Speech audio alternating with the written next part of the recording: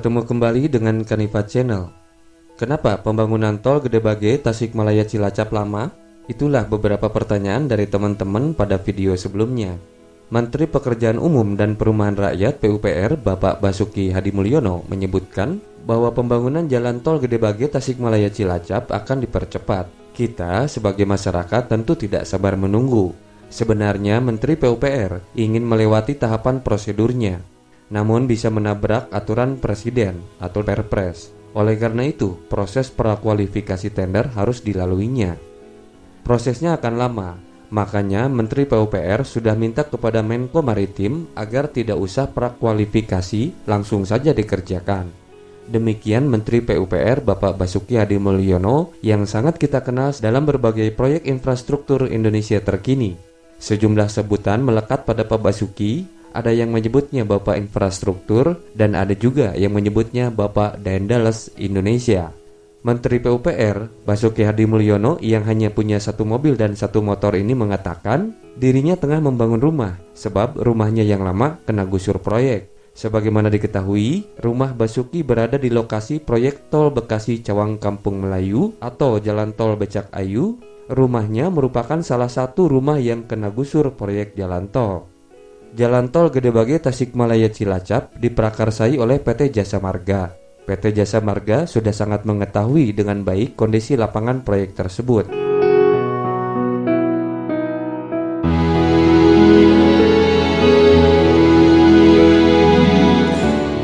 Prosedur pembangunan dikomandoi oleh pemerintah pusat, sementara pemerintah Provinsi Jawa Barat dalam soal ini supporting pembebasan lahan. Semua prosedurnya dari pemerintah pusat, penentuan tempat oleh gubernur. Demikian kata Kepala Dinas Bina Marga dan Penataan Ruang Provinsi Jawa Barat Koswara.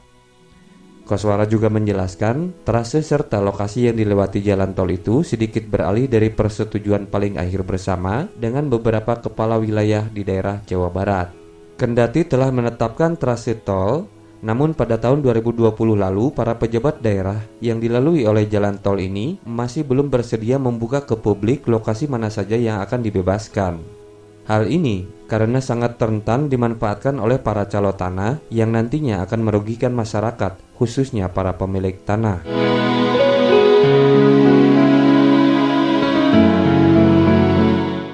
Sepanjang tahun lalu, sosialisasi lahan sudah dilakukan di beberapa desa atau kelurahan, di beberapa kecamatan di berbagai kabupaten di wilayah yang dilalui oleh proyek tol ini.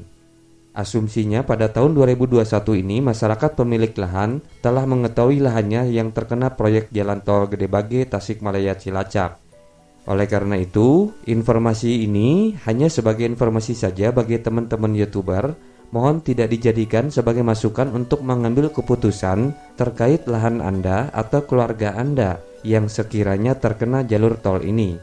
Ganti untung lahan tidak saja terkait dengan tanah tetapi juga bangunan dan tanaman budidaya dari lahan tersebut akan diperhitungkan. Berikut daerah-daerah yang dilalui oleh jalan tol Gede Bage Tasikmalaya. Di wilayah Kabupaten Bandung yang akan terkena proyek pembebasan tol ini adalah Kecamatan Bojong Soang, Ranca Ekek, Solokan Jeruk, Majalaya, Paseh, Cikancung, dan Nagreg. Di Kecamatan Ranca Ekek ada 3 desa yang terkena pembebasan, Desa Tegal Sumedang, Sukamanah, dan Desa Bojong Loang. Di Kecamatan Paseh ada 5 desa yang terkena dampak proyek nasional pembangunan tol ini, yaitu Desa Cijagra, Tangsi Mekar, Cigentur, Cipedas, dan Desa Karangnunggal. Serta berikutnya beberapa wilayah yang akan dilalui oleh proyek jalan tol.